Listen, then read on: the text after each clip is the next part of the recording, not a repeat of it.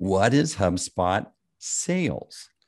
Yes. So HubSpot, so you talked about marketing, right? And funnel's kind of a dirty, bad word because we've retired the funnel. We've moved on to the flywheel, but just for today's podcast demonstration purposes, I want you to visualize a funnel.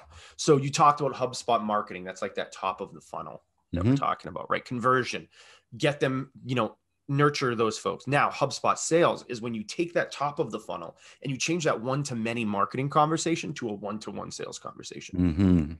So that's where you have, okay, great marketing qualified lead. They're now a sales qualified lead. Let's talk to them one-to-one. And however your organization decides to transition that conversation, that's where HubSpot sales can help. If someone hits the pricing page on your company's website or fills out a certain form, right? That's where you can say, okay, time to assign this to a salesperson and have a salesperson act and try to get that first meeting with them or whatever the first step in your sales process is. So it's a set of tools. Actually, what is Sales Hub? What is HubSpot Sales Hub? Sales Hub are those one-to-one sets of tools that we're talking about.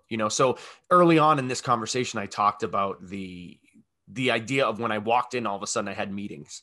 Right. So the idea of someone filling out a form, being converted, getting an email from me, a one-to-one email from me, and getting my meetings link. Those are some of the examples of the sets of tools that come in with HubSpot sales. And oh, by the way, HubSpot has a free CRM, which I know we're going to talk about in a bit, but a lot of the sales tools are enhancing the free CRM with your one-to-one outreach. And you can, on top of that, now I'm really talking about that first chevron in the funnel transition. Now, on top of that, you can measure your revenue. You can create your opportunities. You can make sure that your sales team is following the processes through playbooks and through measuring, deal records.